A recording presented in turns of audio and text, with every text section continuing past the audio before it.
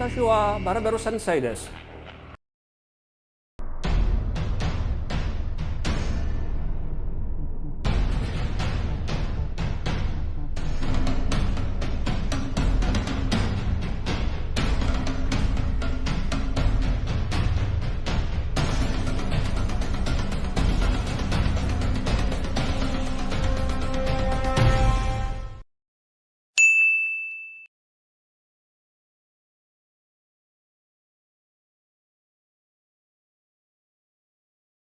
Benvenuti. Oggi vedremo la prima puntata di un documentario sulla vita e le idee di Charles Darwin, o Darwin, come tendiamo a dire in italiano, il grande scienziato dell'Ottocento, l'uomo che ha cambiato radicalmente la nostra visione della natura e della vita.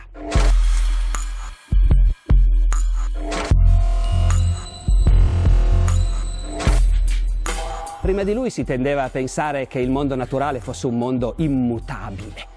Anche quelli che non credevano che Dio l'avesse creato in 6 giorni, però pensavano che gli animali, le piante, fossero esseri dati una volta per tutte, che non si trasformavano. Poco tempo prima, del resto, un altro grande naturalista, nel Settecento, Linneo, aveva creato la classificazione degli esseri viventi che noi usiamo ancora oggi. Per cui tutte le specie animali e vegetali sono organizzate in classi, in ordini, in generi. Poi arriva Darwin e dimostra che in realtà le specie non sono fisse e immutabili, ma cambiano, si evolvono nel tempo, e che anche l'uomo, che è un animale, può benissimo discendere da specie animali diverse rispetto a quello che vediamo oggi.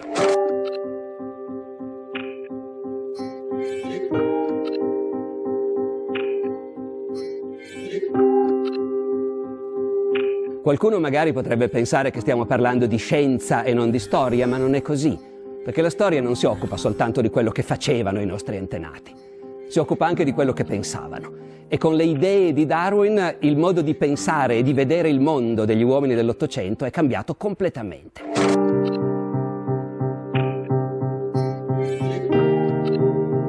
Lui è un uomo dell'Ottocento in pieno. È nato nel 1809 ed è morto nel 1882.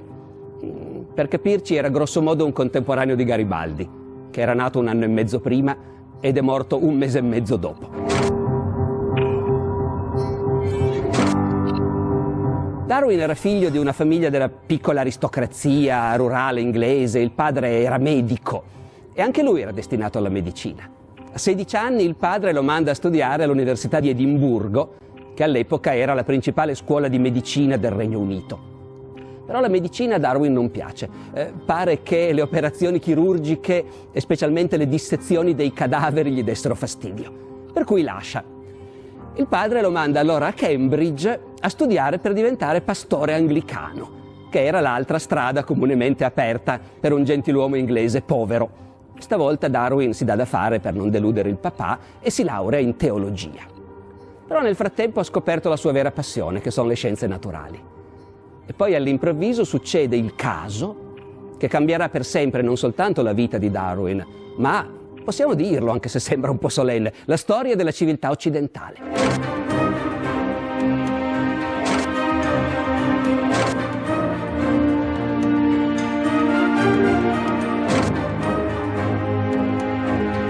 C'è una nave di Sua Maestà, un brigantino, che sta per partire per un lungo viaggio di esplorazione intorno al mondo.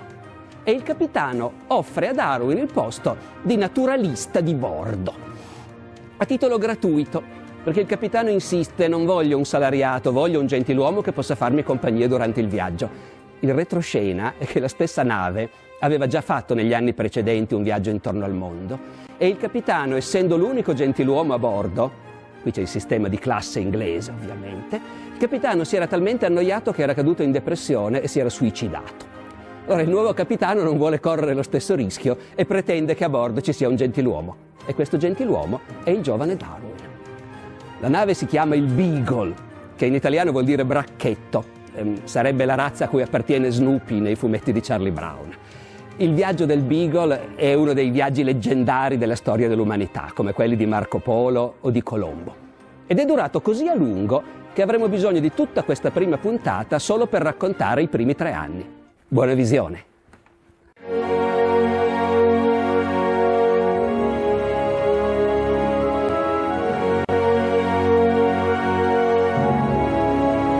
Nell'inverno del 1831, un brigantino della Marina britannica parte da Plymouth per un viaggio che cambierà il mondo.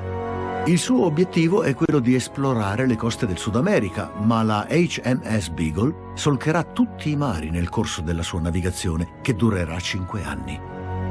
A bordo c'è un giovane naturalista che si è aggregato alla missione nonostante l'opposizione del padre. Dopo questo viaggio, il suo nome finirà sulla bocca di tutti, perché oserà mettere in dubbio la rivelazione divina, ponendo la natura e non Dio al centro del processo della creazione. Il suo nome è Charles Darwin e ha 22 anni.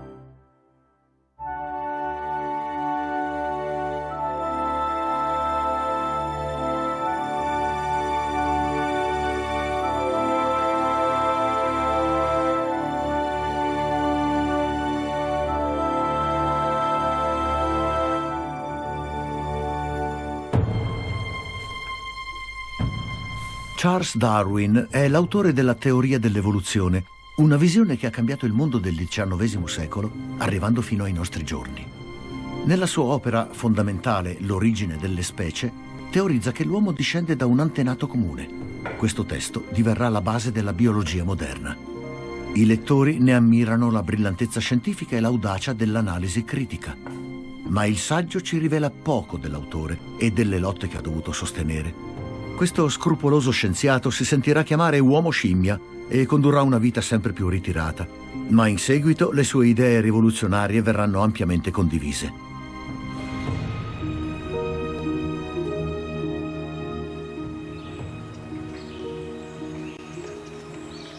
Charles Darwin proviene da una famiglia benestante.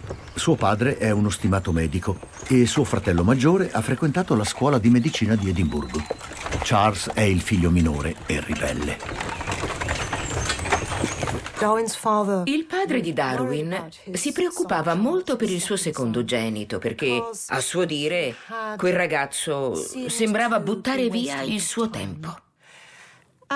E così il dottor Darwin, visto che il ragazzo non andava bene a scuola, decise di ritirarlo e di mandarlo, come il fratello, ad Edimburgo per fargli seguire dei corsi di medicina prima ancora che fosse arrivato a prendere il diploma. Ma Darwin a Edimburgo continuò a perdere tempo, almeno secondo l'opinione di suo padre. Charles trovava che la medicina fosse troppo brutale, troppo cruda, davvero troppo impegnativa per la sua sensibilità. Non riusciva ad affrontare a livello emotivo l'idea della morte, della malattia, delle operazioni. Ricordiamo che l'anestesia non era stata ancora inventata. Per questo Darwin lasciò anche la scuola di medicina. A quel punto, stando alle fonti, il padre gli disse: «Sei un buono a nulla, cosa vuoi fare della tua vita?» Dopo Edimburgo, Charles va a Cambridge per studiare teologia. Spera di finire in una parrocchia di campagna per fare contento suo padre, ma ciò che più lo interessa è una nuova disciplina: lo studio della storia naturale, che diventa la sua passione. Per approfondire questo interesse vorrebbe partecipare a una spedizione, ma è necessario il benestare del padre e il suo denaro. Mio caro padre, temo di mettervi in una posizione difficile, ma spero mi perdonerete se mi sono permesso di esprimere le mie opinioni su questo viaggio. Ho dato una risposta accurata a tutte le vostre obiezioni. Sarebbe disdicevole, a causa del mio carattere, diventare un prete. Sarebbe un imbroglio. La vita di campagna non fa per me. Considerate questo viaggio come l'avvio di una nuova professione. Non sarà un'impresa inutile. Il pericolo non mi sembra così grande e credo anche che l'esperienza mi tornerà utile per quando mi sistemerò.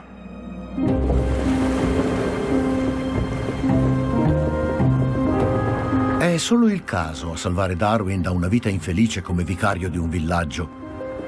L'uomo che stravolge il destino del giovane e inutile Charles Darwin è il comandante della Beagle, il capitano Robert Fitzroy. Un personaggio affascinante. A soli 26 anni è già un marinaio di grande esperienza, incaricato di una missione importante e responsabile della vita di 70 persone a bordo della sua nave.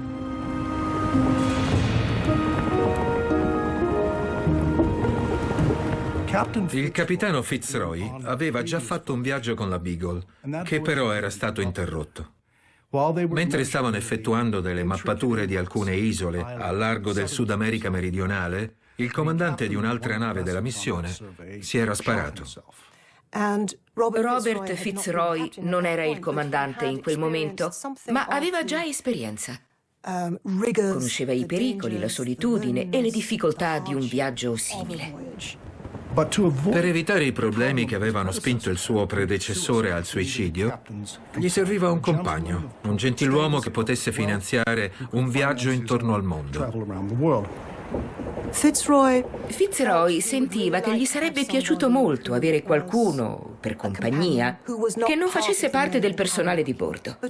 Ma sarebbe stato imbarazzante dire: ho bisogno di un amico, qualcuno con cui parlare a cena. Fitzroy andò all'Università di Cambridge alla ricerca di un candidato. Gli sarebbe piaciuto avere un sacerdote e così la notizia si sparse tra i veterani dell'università. Uno di loro gli propose un giovane e promettente naturalista di nome Charles Darwin. Si era appena laureato e aveva intenzione di diventare pastore. Poteva prendersi del tempo per fare un viaggio. Darwin in realtà è la terza scelta. Ad altri è stato chiesto di intraprendere quel viaggio lungo e rischioso, ma hanno rifiutato.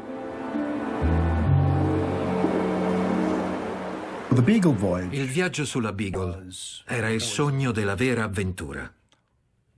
Se ci pensiamo, era quello che ogni giovane desiderava. Sarebbe stato affascinante andare alla scoperta di terre esotiche.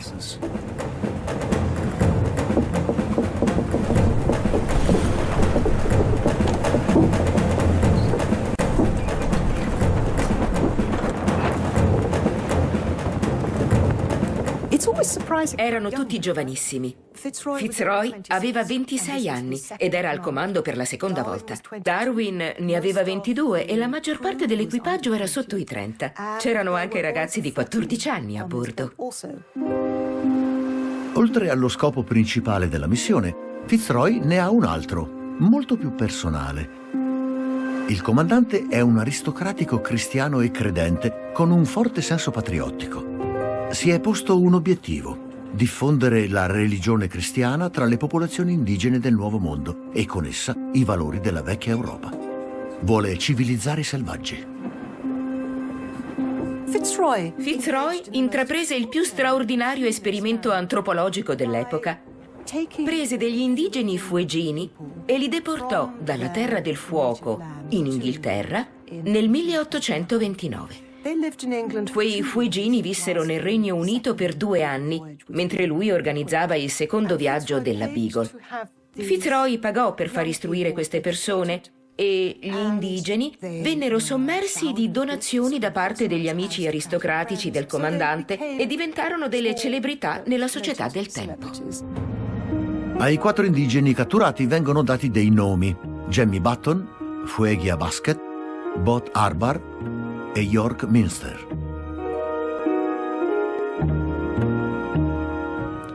C'erano una bambina e 3 giovani, uno dei quali morì di vaiolo prima di arrivare ad essere battezzato.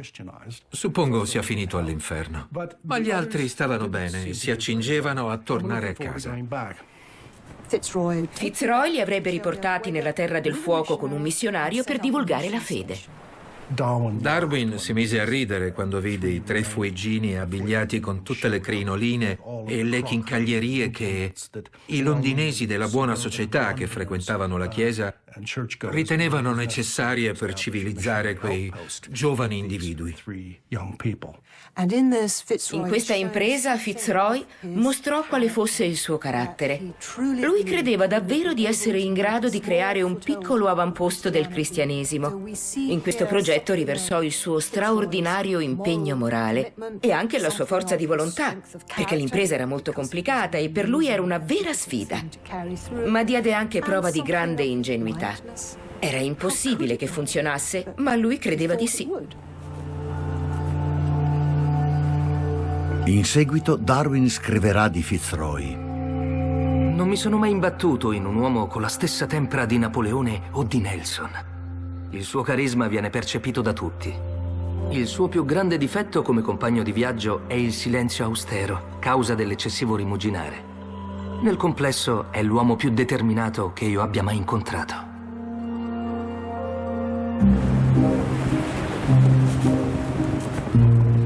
Prima di salpare verso sud, Darwin e Fitzroy si considerano degli irreprensibili gentiluomini cristiani. Non nutrivo alcun dubbio riguardo alla verità rigorosa di ogni parola nella Bibbia. Ma il viaggio della Beagle farà prendere ai due uomini strade diverse. Darwin osserverà la natura e non vi troverà più un'origine divina.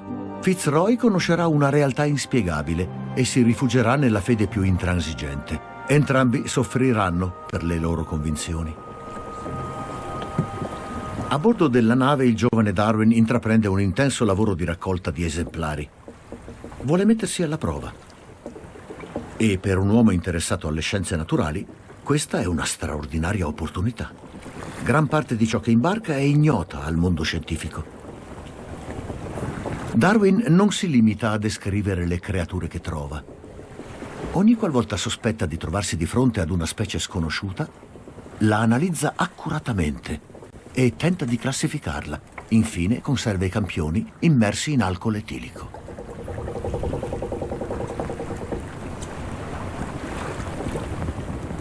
Quando Darwin aveva 18 o 19 anni, all'università c'erano molte opportunità di diventare un naturalista, ma in quel momento storico sembrava più un hobby che altro, perché non esistevano naturalisti professionisti, anzi, persino quella dello scienziato non era considerata una professione.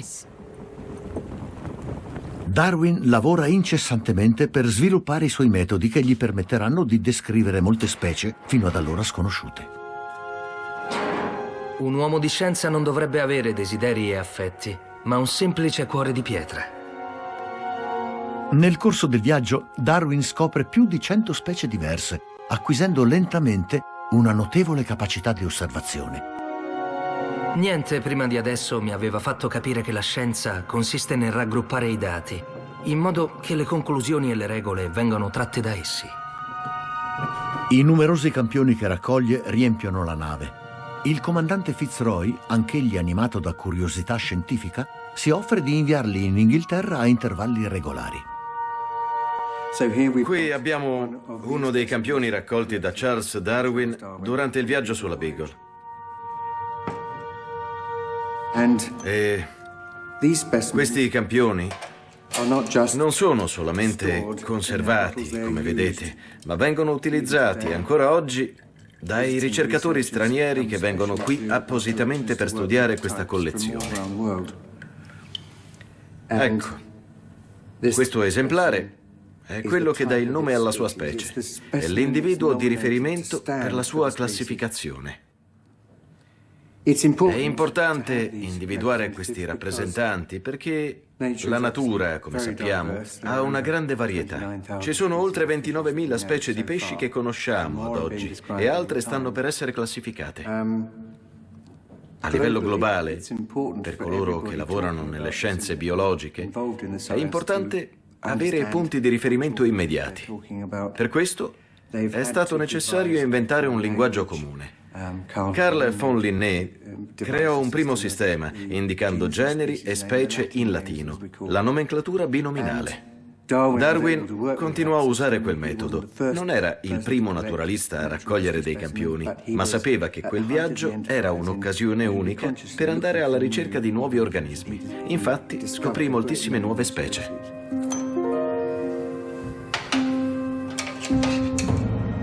Gli alloggi di Darwin sono piccoli, ma a bordo c'è un forte senso di cameratismo tra l'equipaggio. Il cartografo condivide il suo tavolo con lui e anche con l'artista Augustus Earle. Darwin è affascinato dalla grande varietà degli esseri presenti in natura. Ha riempito centinaia di pagine dei suoi quaderni con osservazioni sulla geologia e sulla zoologia. Era una persona intraprendente. Si era posto come obiettivo di raccogliere il maggior numero possibile di campioni dall'oceano, dalla terra, dal cielo, frammenti di rocce, di minerali. Cercava pezzi di ogni tipo, in effetti. Il suo lavoro di raccolta era importante e si rivelò fondamentale, perché così i naturalisti rimasti in Europa potevano venire a conoscenza di specie e di organismi provenienti da parti del mondo per loro irraggiungibili. All'epoca il Sud America era la nuova terra da esplorare. C'erano già i tedeschi e i francesi e gli inglesi dovevano farsi spazio. Gli altri europei erano già lì quando Darwin arrivò. Lui sperava di scoprire qualcosa che gli altri non avevano trovato. C'era molta competizione.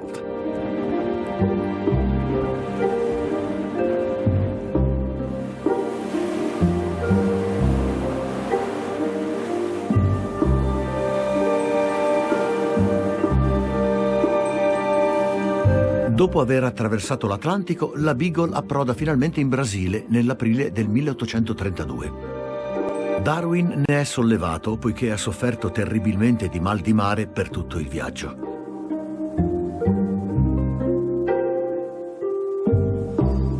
Mentre la nave prosegue il suo viaggio lungo la costa, Darwin viene fatto scendere sulla terraferma. Prende una guida e inizia l'esplorazione dell'interno.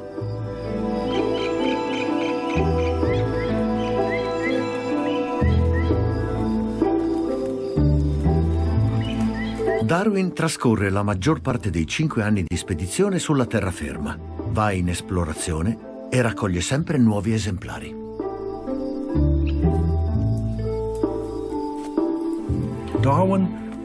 Darwin è stato l'ultimo scienziato generalista. Acquisì padronanza della geologia con l'esperienza sul campo, ma non dimenticò mai la visione di Alexander von Humboldt, una visione d'insieme della storia universale. Per lui i cieli e le terre emerse erano inscindibili e questo tipo di filosofia era tipica dei tedeschi.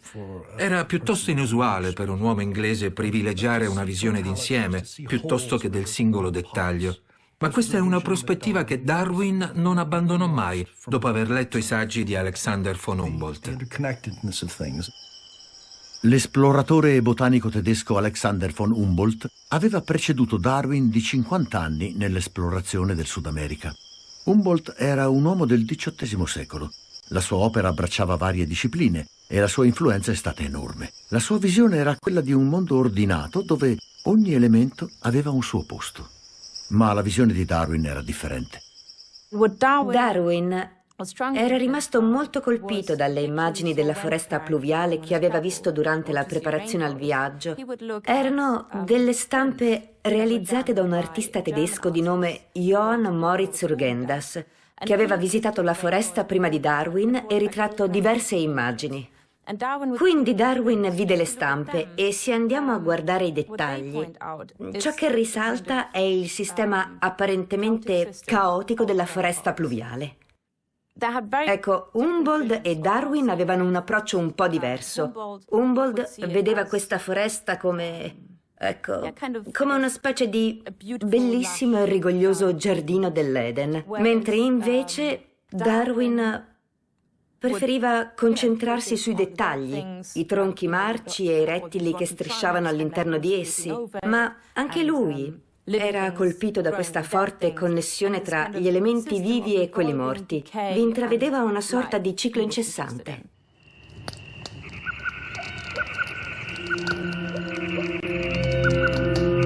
L'esperienza nella foresta tropicale produce su Darwin una potente impressione. Questo giovane, che ai tempi dell'università era turbato dalla vista di morte e malattie, qui si concentra sul processo della decomposizione. La sua innata sensibilità gli è d'aiuto per osservare quell'aspetto in modo molto approfondito.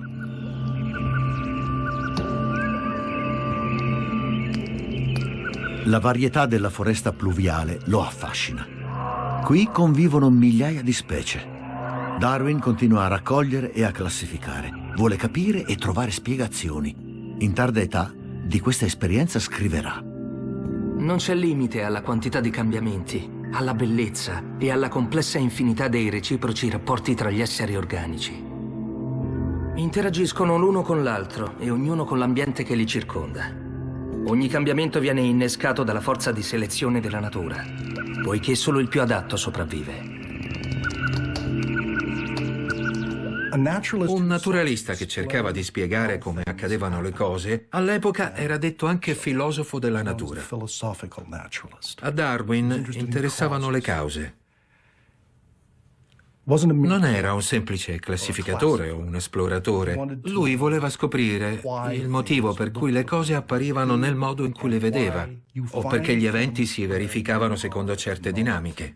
Si chiedeva perché alcuni animali vivessero in un determinato luogo, oppure perché certe specie erano diverse, nonostante l'ambiente fosse lo stesso. O anche perché, quando gli ambienti erano diversi, lui rilevava animali molto simili tra loro. Queste erano le contraddizioni che disorientavano Darwin durante l'esplorazione del Sud America. La foresta pluviale non è un paradiso. È un mondo estremamente competitivo dove la lotta per la sopravvivenza è costante. La forza non è sempre la risorsa migliore. I membri più deboli usano un'arma segreta per scampare ai predatori: la mimetizzazione.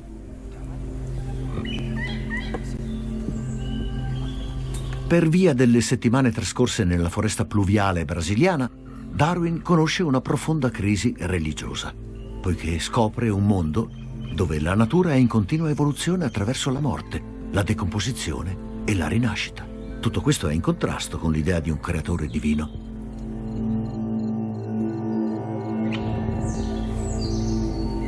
Che libro potrebbe mai scrivere un cappellano del diavolo sulle goffaggini, gli sprechi e l'orrenda crudeltà della natura? Sulla guerra atroce e silenziosa degli esseri organici che si combatte tra boschi idilliaci e campi bucolici?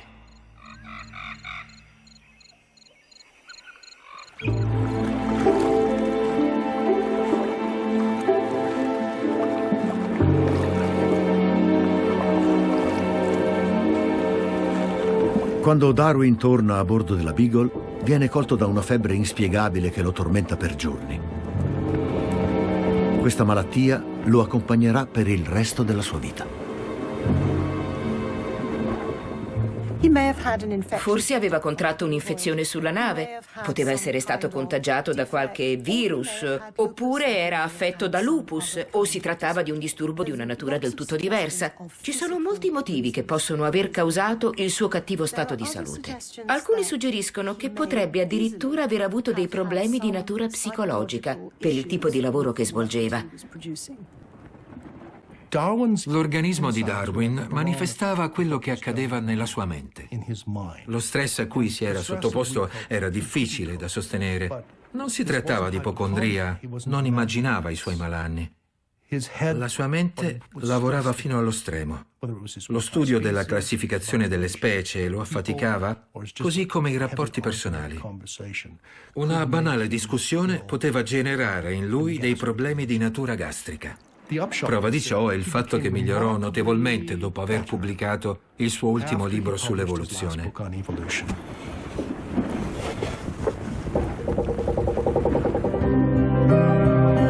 Il capitano Fitzroy a bordo rappresenta sia la Chiesa che lo Stato e interpreta questo ruolo con la consueta serietà. L'equipaggio viene regolarmente convocato per ascoltare la sua lettura della Bibbia.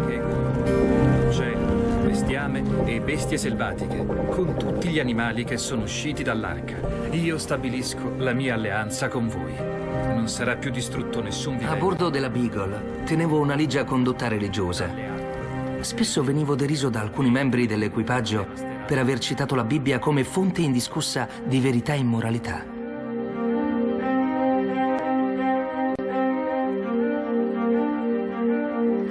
Ma a poco ho capito che il Vecchio Testamento ha palesemente falsificato la storia del mondo. Non è più attendibile di un qualsiasi testo sacro indù o di altre popolazioni non civilizzate.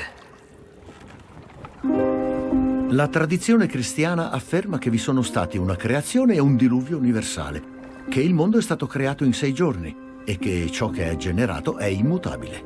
Al tempo, proporre teorie diverse è scandaloso. Il poema epico di Milton, Paradiso perduto, è la lettura preferita di Darwin durante il viaggio. Nell'opera, Milton contrappone la lotta tra il libero arbitrio dell'uomo e le leggi imperscrutabili di Dio. Darwin e Fitzroy sono di mentalità aperta e desiderosi di conoscere il mondo. I loro punti di vista li porteranno ad una rottura dolorosa ma per ora condividono gli stessi spazi e sono dei giovani compagni di viaggio con molte cose in comune. Fitzroy e Darwin amavano molto dibattere delle numerose scoperte che Darwin stava effettuando durante il viaggio. Discutevano animatamente soprattutto di geologia, perché Darwin aveva portato con sé un libro del grande geologo britannico Charles Lyell. Aveva il primo volume dell'opera realizzata in 3 volumi e quel libro gli era stato regalato proprio da Fitzroy prima di imbarcarsi per la missione. Il libro di Lyell è rivoluzionario. Sostiene che la Terra è incommensurabilmente vecchia. Darwin ne resta colpito, anche se dal suo punto di vista Lyell tralascia un aspetto importante. Per Lyell la Terra era un sistema in cui la crosta saliva e scendeva, oscillava, ma non generava veri cambiamenti. Lyell non considerava la possibilità di una direzione nella storia della Terra. Se ci fosse stato un percorso progressivo, anche l'uomo ne avrebbe risentito e quindi si sarebbe dovuto considerare come il prodotto di un'evoluzione. Nel suo approccio alla geologia, Lyell postulò la storia della Terra come non progressiva, la chiamò uniformitarismo. I cambiamenti per lui erano lenti e praticamente impercettibili. Darwin non era d'accordo. Condivideva l'opinione che sulla Terra i cambiamenti avvenissero lentamente, però riteneva che ci fosse stato un inizio, seppur remoto, e che ci sarebbe stata anche una fine un giorno. Tra questi 2 estremi, egli postulava lo sviluppo delle specie, essendoci sempre un punto d'inizio e un punto di arrivo.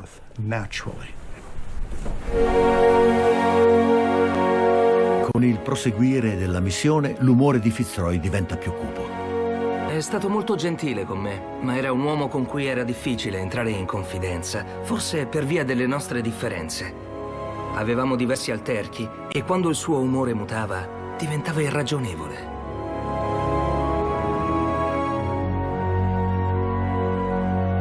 Nel settembre del 1832, dopo aver trascorso 9 mesi in mare aperto, la Beagle approda in Argentina, al largo di Bahia Blanca.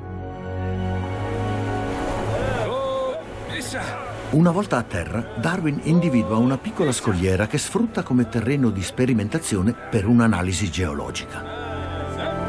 Qui fa una scoperta notevole. Pochi giorni dopo, in compagnia del comandante Fitzroy e di qualche membro dell'equipaggio, Darwin ritorna sulla costa per compiere il passaggio successivo nel mondo proibito della conoscenza. In quei tempi c'erano cose che si potevano scoprire e su cui si poteva indagare, ma c'erano anche altre questioni, considerate al di là della legittima conoscenza. E tali questioni erano Dio, l'origine della Terra, l'origine della specie e come il nostro mondo avrà fine. Gli argomenti che trascendono la sfera della conoscenza, ancora oggi, sono appannaggio del divino. Sappiamo che gli esseri umani hanno un'anima perché lo dicono le sacre scritture. Sappiamo che il mondo è stato creato perché il principio era il verbo e sappiamo che alla fine Dio prevarrà su tutto. Le nostre vite e la nostra conoscenza si svolgono entro questi confini. Quando qualcuno ha superato questi confini, si è originata quella che io chiamo conoscenza pericolosa. Su quella piccola scogliera, Darwin trova la sua conoscenza pericolosa. Fossili di giganteschi animali estinti, tra cui un cranio enorme. Tali scoperte non sono così sconvolgenti. In passato hanno ispirato creature mitiche come i cavalli volanti, gli esseri umani con teste di toro, draghi e altri mostri favolosi. Però Darwin intuisce l'intervento di altre forze. I fossili sono sepolti in strati di terreno diversi. La scogliera sembra essere stata sollevata da terra. Questa enorme e incredibile mascella è stata trovata da Darwin in persona a Bahia Blanca, in Argentina. Mi chiedo cosa abbia pensato quando l'ha vista. Questo è un bellissimo campione, un frammento della mascella di un bradipo moderno. Se confrontiamo queste 2 mascelle, la differenza di dimensioni è davvero sconvolgente e credo che sia stato proprio questo a colpire Darwin. Quelle gigantesche creature erano ormai estinte, ma dai resti Darwin nota che la loro forma anatomica è simile a quella di altri animali che popolano le vicine Pampas. In seguito scriverà che i fossili rinvenuti in Sud America sono stati un importante punto di partenza per lo sviluppo della sua teoria sull'evoluzione. Quei resti sembrano suggerire una continuità di tipologie per lunghi periodi di tempo.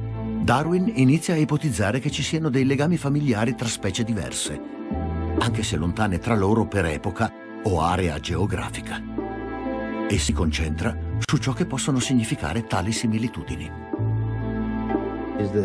Questo è il femore e questa è la tibia della Macrauchenia. È evidente che era un mammifero. Durante il processo di evoluzione dei mammiferi si è sviluppato il ginocchio. Qui vediamo in che estensione l'animale riusciva a piegare la zampa e lo vediamo dalle dimensioni dell'articolazione. Il ginocchio si sviluppa negli animali che tengono l'arto dritto.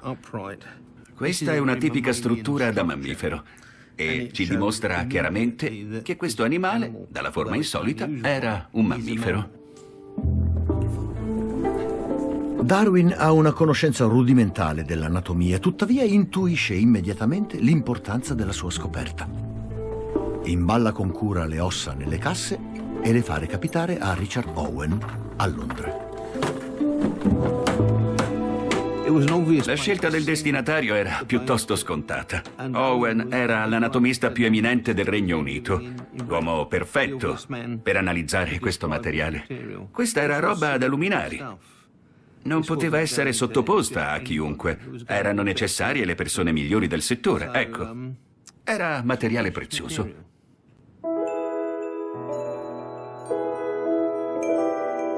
Owen aveva studiato a Parigi con il professor Georges Cuvier.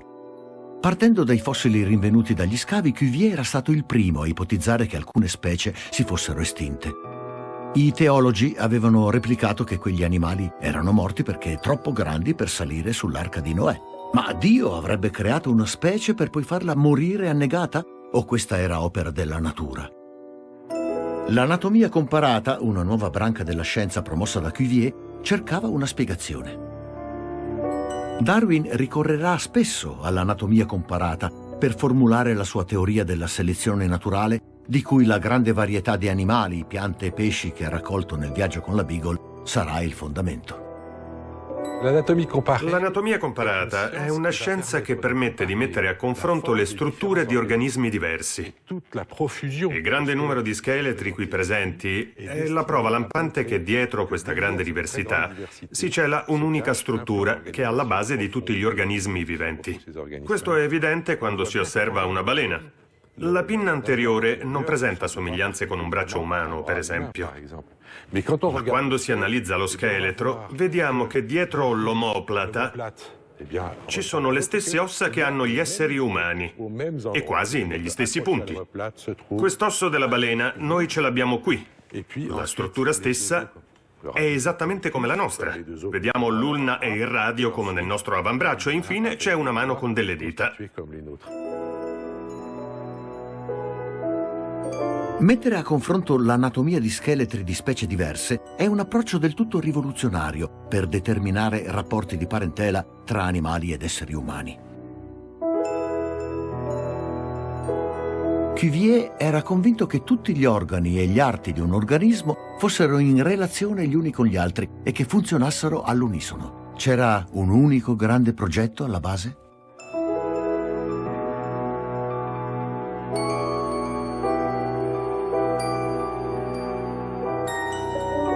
Dietro la diversità di tutti gli esseri viventi si può individuare una specie di piano di organizzazione che fa in modo che certi organismi ci siano più vicini, non solo perché hanno i nostri stessi organi.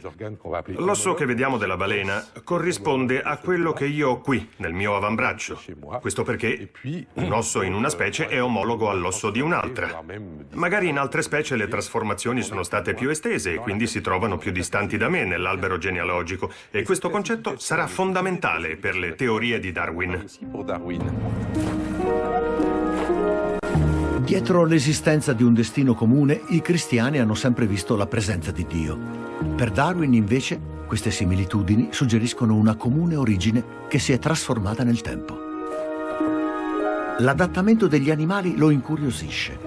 In che modo le creature cambiano per risultare più adatte al loro ambiente? E quale meccanismo conduce a tali adattamenti? Il viaggio di Darwin prosegue, così come le sue raccolte. Ogni ritrovamento pone nuovi interrogativi. A che ambiente appartiene? È di una specie sconosciuta? Come sono state create le specie?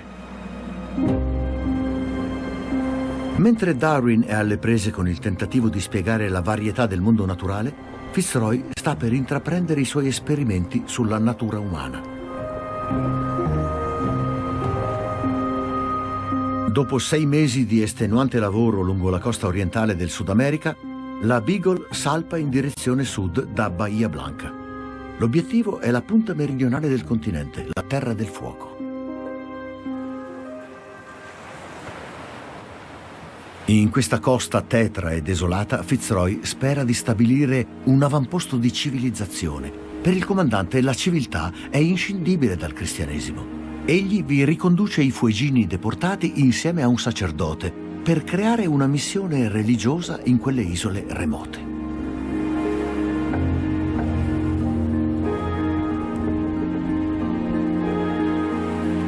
Fitzroy si è sentito in colpa per aver strappato quei fuegini alla loro terra.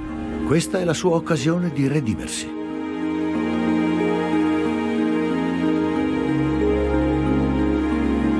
Ma come si comporteranno i fuegini civilizzati? Le loro famiglie li riaccoglieranno? Per il missionario Richard Matthews questo è un salto nel buio. Gli europei sono molto spaventati dai modi selvaggi e pagani dei fuegini. Non avrei mai creduto che la differenza tra uomini civilizzati e selvaggi fosse così assoluta. È stato un po' triste lasciare i nostri fuegini insieme ai loro barbari conterranei. Ma una cosa mi dà sollievo. Non temevano per la loro incolumità. Qualunque sarà l'esito della loro permanenza in Inghilterra, temo che non porterà mai loro la felicità. L'aggettivo giusto, a mio avviso, è esaltato. Darwin si era sentito esaltato dall'incontro con dei popoli primitivi per la prima volta nella Terra del Fuoco. Era incuriosito dal modo in cui quegli uomini combattevano con l'ambiente e tra di loro.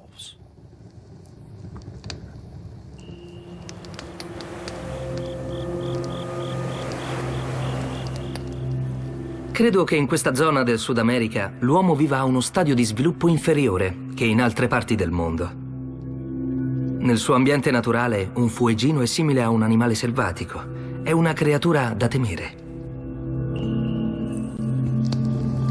Anche se la missione è stata istituita con la realizzazione di capanne, i marinai, timorosi degli attacchi degli indigeni, preferiscono stare nel loro campo. Darwin si unisce a loro.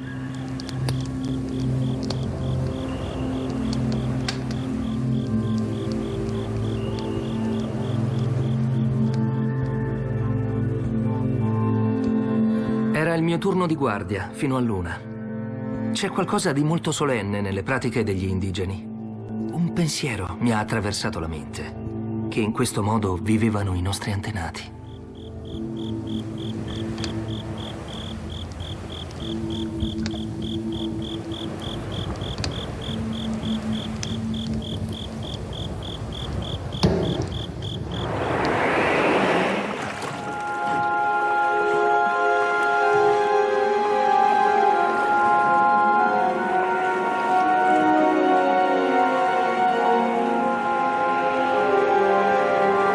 Dieci giorni dopo aver lasciato la missione e i fuegini civilizzati, Fitzroy vi fa ritorno per valutare i progressi di questo strano esperimento sociale.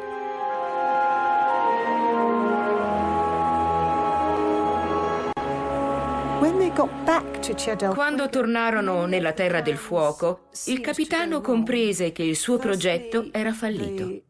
Prima di tutto, i fueggini anglicizzati si sentivano a disagio, fuori posto, con i loro parenti. La missione era stata rasa al suolo.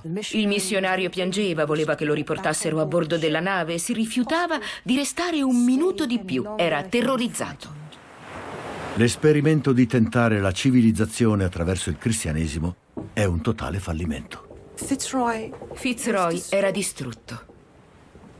Lui aveva avuto dei dubbi, ma a quanto pare li aveva percepiti nella giusta misura solo quando si erano materializzati. Quando vide quel fallimento, per lui fu difficile riprendersi. Cadde in una profonda depressione. Anche Darwin era depresso e lo erano tutti perché avevano grandi speranze. Darwin, tuttavia, non ha mai pensato che l'esperimento di Fitzroy potesse funzionare. Nella sua arroganza, l'uomo si ritiene una meravigliosa creazione, frutto dell'intervento di un volere divino. A mio parere, sarebbe più modesto e più rispondente al vero se egli si considerasse un essere che discende dagli animali. I fueggini hanno dimostrato a Darwin quanto sia sottile la patina della civilizzazione. L'uomo, nel suo stato naturale, è molto lontano dall'ideale biblico di essere divino, nato completo e perfetto nel giardino dell'Eden. Quell'esperimento porta Darwin a considerare le nostre origini sulla base di prove, non di dogmi, e così arriverà alla sua teoria più pericolosa, che tutti gli esseri viventi discendono da un antenato comune.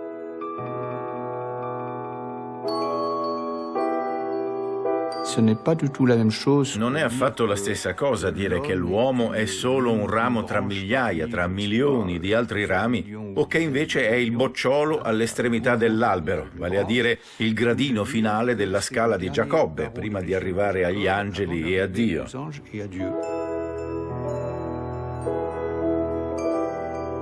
Alcuni contemporanei di Darwin hanno distorto la sua visione, dicendo che l'uomo discende dalla scimmia, ma Darwin non ha mai detto una cosa simile.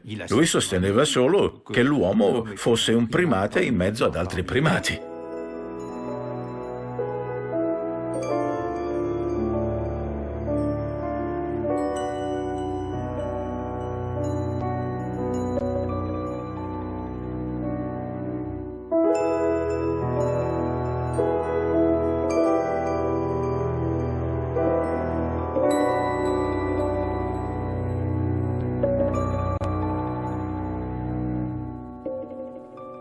A Lipsia, all'Istituto Max Planck per l'antropologia evoluzionistica, da anni vengono condotte ricerche sul DNA per stabilire l'esatta relazione che intercorre tra gli esseri umani e le scimmie.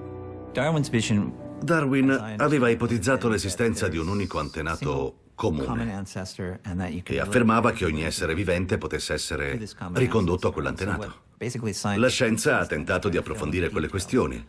Che forma hanno i rami da lui teorizzati? A quali rami appartengono gli esseri umani? E quale percentuale di questi rami è assegnata a ciascuna forma di vita sul pianeta? Sull'argomento c'è ancora molto da scoprire. Esistono tantissime specie di cui non sappiamo nulla.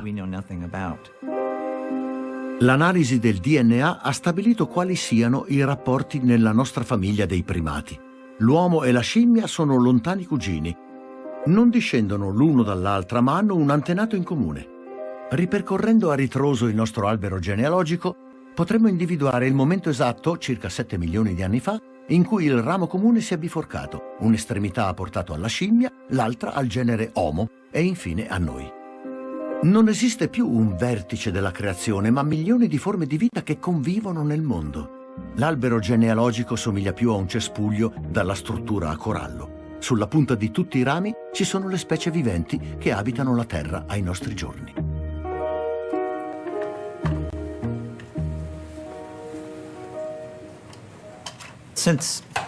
Dall'epoca di Darwin in poi si è sviluppato un grande interesse per le razze umane. Ci si è chiesto se sia possibile classificare gli umani in etnie e determinare che relazione ci sia tra di essi. Le analisi genetiche hanno confermato alcune delle ipotesi di Darwin.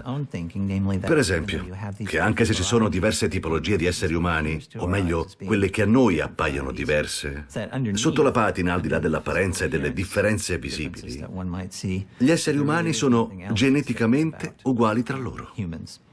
A livello di DNA, gli uomini e alcuni tipi di scimpanzé sono uguali al 99%. Due esseri umani hanno un DNA che coincide al 99,9%. Quindi solo piccolissime frazioni differiscono tra gli individui. Nella punta meridionale del Sud America, nel 1833, Charles Darwin inizia a domandarsi in che modo l'età della Terra e l'origine dei nostri antenati fosse in relazione alla creazione di tutti gli esseri viventi. Grazie all'incessante raccolta di campioni, egli riuscirà in seguito a formulare la teoria dell'evoluzione come uno stato in continuo divenire.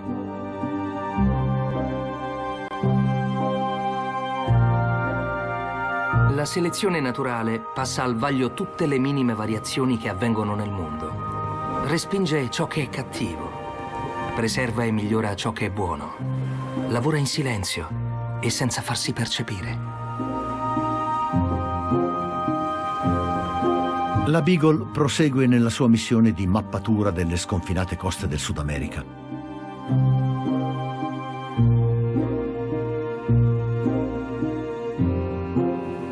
Mentre Darwin è in spedizione nell'entroterra, sulla Beagle ci sono dei problemi. Nessuno vede il capitano Fitzroy da giorni. La nave si è arenata nei Doldrum, la regione calda e senza vento, dove le barche restano ferme per settimane. È stato qui che il precedente comandante della Beagle si è tolto la vita. Fitzroy ha sottoposto se stesso a una grande pressione per la riuscita della missione, ma dopo il fallimento con i fuegini e senza la compagnia dell'amico Darwin, la tensione l'ha sopraffatto. Quando da Londra gli arrivano cattive notizie, il comandante è allo stremo. Fitzroy aveva investito ingenti somme di tasca propria per comprare una seconda nave. Voleva che questa seconda imbarcazione completasse i rilevamenti che lui non riusciva a portare a termine nel corso delle varie spedizioni. L'ammiragliato si era rifiutato di finanziare l'imbarcazione e lui aveva provveduto con le sue finanze, contraendo anche dei debiti. Ad un certo punto la pressione era diventata insopportabile per Fitzroy e sembrava che fosse caduto in una profonda crisi, quella che noi oggi chiameremmo depressione. Si rifugiò nella sua cabina, chiuse a chiave la porta e disse che dava le sue dimissioni come comandante. Darwin non era lì quando tutto questo accadde, era sulla terraferma. Viaggiava attraverso le Ande in una delle sue missioni più importanti.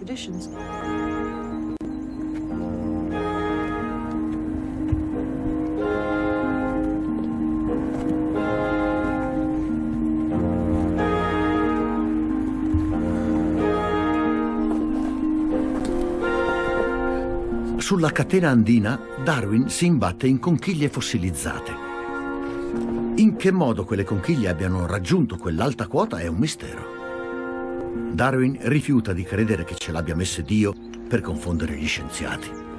Quelle conchiglie sono per lui un altro indizio che le montagne siano state sotto il livello del mare in un'epoca remota e che poi siano venute fuori per qualche motivo. La Terra gli appare così in costante movimento. Alcune parti vengono spinte verso l'alto, altre verso il basso.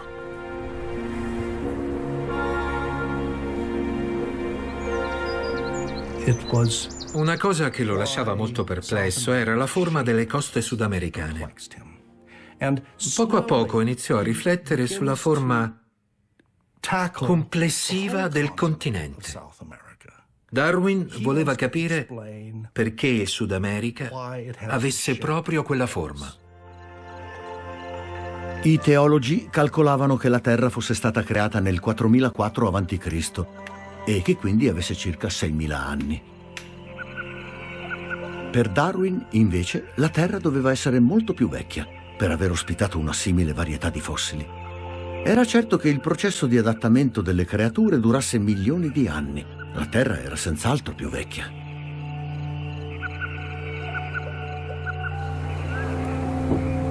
Quando Darwin torna sulla Beagle, il capitano Fitzroy non si è ancora fatto vedere. La spedizione è a rischio. Sulla terraferma, Darwin ha letto su un giornale inglese che Fitzroy ha ricevuto una promozione dall'ammiragliato. Quando al suo ritorno sulla nave Darwin apprese della depressione di Fitzroy, del fatto che il capitano era chiuso nella sua cabina e che volesse estraniarsi dalla spedizione, andò a dirgli subito che era stato promosso. Fitzroy ne fu molto contento e si riprese.